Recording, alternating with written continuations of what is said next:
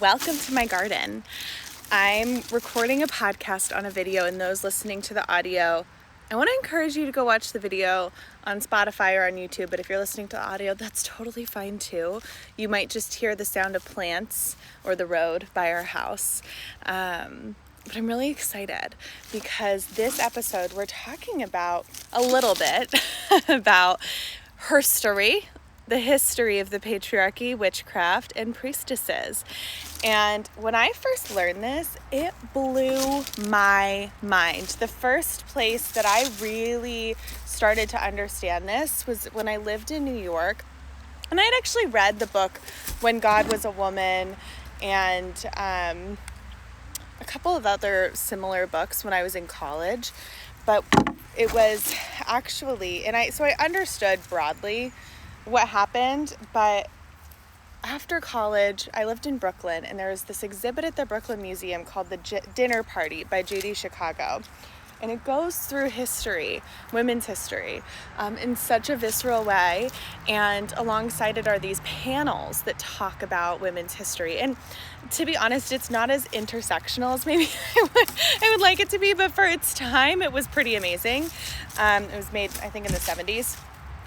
And so that was when I first really started understanding it. And what's really interesting about this is that I went to a program growing up called Girls Inc. Girls Incorporated is a national nonprofit organization that supports and empowers girls to be strong, smart, and bold. That's the mission. I raised money for them when I was in high school, and I still believe so strongly in their mission. So I already grew up with this sense of connection. When I was 16, 17, I went to Washington, D.C., and I saw the Declaration of Independence. And in it, it says all men are created equal. I was taught by Girls Inc. inaccurately, but I fully support this inaccuracy.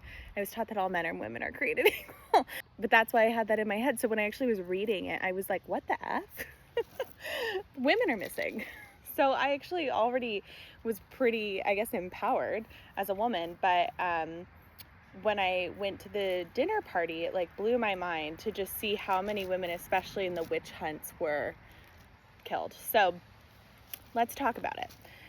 If you go far, and if you've been hearing me for a while, I talk about this a lot, but if you go far back enough in history, you'll find that all of us come from a shamanic spiritual belief system that was ritual and ceremony predates Homo sapiens. Neanderthals practiced ritual and ceremony, and the things that we associate with witchcraft, ritual, ceremony, gathering around a fire, incantations, connecting with nature, following the moon, all of our ancestors did that. It's just like anywhere you go, they did it. So the witchcraft is a relatively new thing, and it actually was just part of our human experience for a really long time. Then, as humans shifted from hunter-gatherers to more agriculture-based living, we started to have a surplus of things, and they started realizing, oh, if I hoard all of these potatoes, I can sell them to the neighbor, and then I can have more, or I can trade them, I guess, to the neighbor, and I can have more flour to bake bread with. And it just became who has the most food, right? It's like, of course, we would have the allure of wanting to have the most food to feel the most secure. And, men with their, and this is broad strokes, of course, but men with their more physical strength were often more in charge of the agriculture. And so it became a patriarchal society when humans started saying, I want more, and agriculture is more important, and women are busy giving birth and having their periods, so we need to start focusing more on men being in charge, making the decisions around agriculture, because this is the most important thing. And then over time, as agriculture continued, they started to integrate, their spiritual belief systems with the agriculture. And what's the most important thing for agriculture? The weather. And they started worshiping storm gods. And we see this like Zeus, right? He's literally a storm god. That's ancient Greece. But if you imagine the God of the Christian faith who sits on a throne in the sky, it's exactly how people described Zeus in ancient Greece. So patriarchy began to rise, and especially with organized religion. And as organized religion became, and I'm talking, I'm coming from the lens of Western Europe from my ancestors, but a lot of this is applicable to every part of the world, just in maybe a different timeline or different structure. As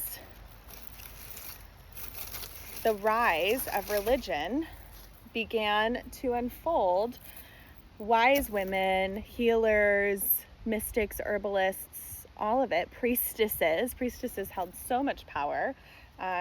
All of it began to become demonized because the church was like, we need to control people, to have political power, to have more potatoes or whatever it was. Now it's like gold, right? Have more resources and have control.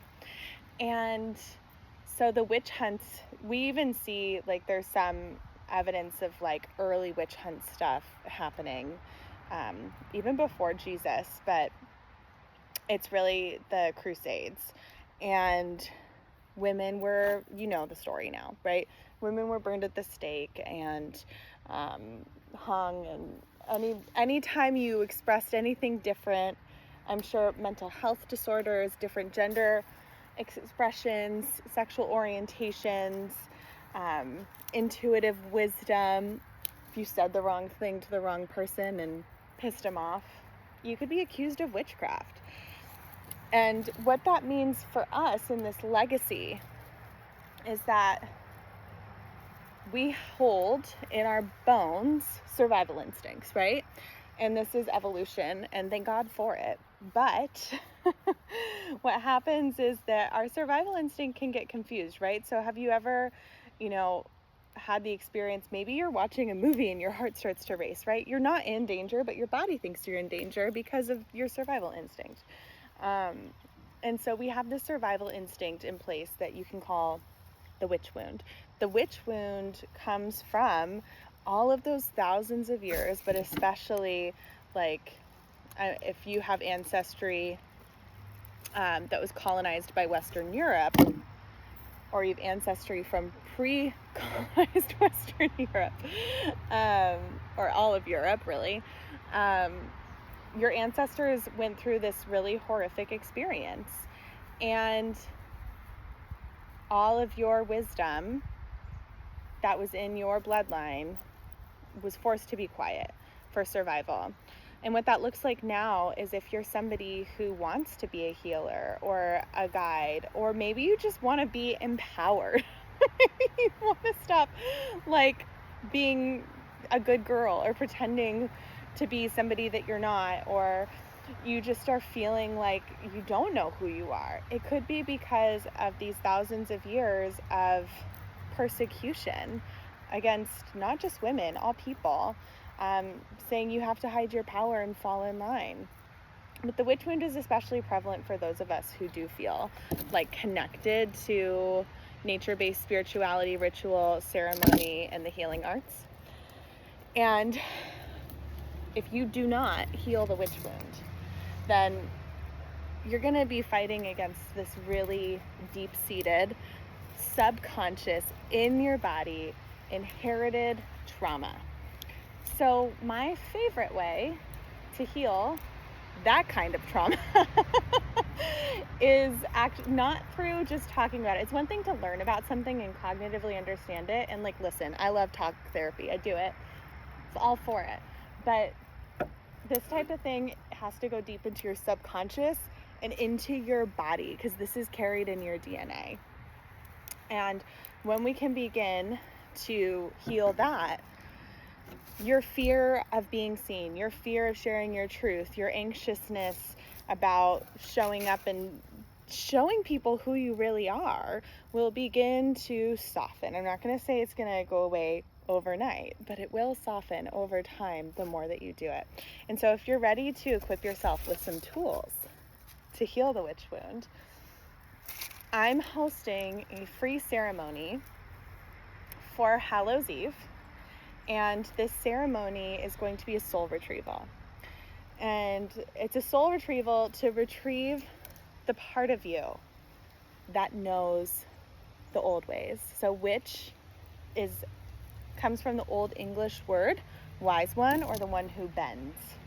And there is a part of you, as I said, there's a part in all of us who is connected to these natural ways of living, and who is connected to nature, who's intuitive and powerful. And you might even have things in your bloodline that are more magical than you could even realize. I've connected with ancestors who've given me information and tools that I didn't even know were available to me.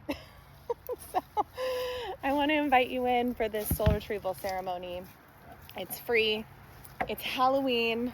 Heal the witch wound. It's going to be so powerful, and I would really love to see you there. So if you want to join me, go to live.theselflovelifestyle.com/witch. I'm going to link this in the show notes. You can comment witch on any of my posts on Instagram, or DM me the word witch on Instagram, and I'll send it to you. And I'm just really excited to see you there. But make sure that you do, even if you can't attend live, make sure that you register in advance, because if you know me and my ceremonies, I often, if not 99.9% of the time, I channel them in the moment based on the energy of those present. And I want you to at least register in advance so I can tap into your energy. And so when you watch the replay, it'll be more powerful for you. And even if you don't, it'll be a great replay. But I just feel like you need to register in advance. All right, my loves, if you have any questions about herstory, anything that I shared, I would love to know. If you want to go deeper, I do love The Great Cosmic Mother, When God Was a Woman. Look up the dinner panel, and I can send you more resources as well. But those are some really great places to start.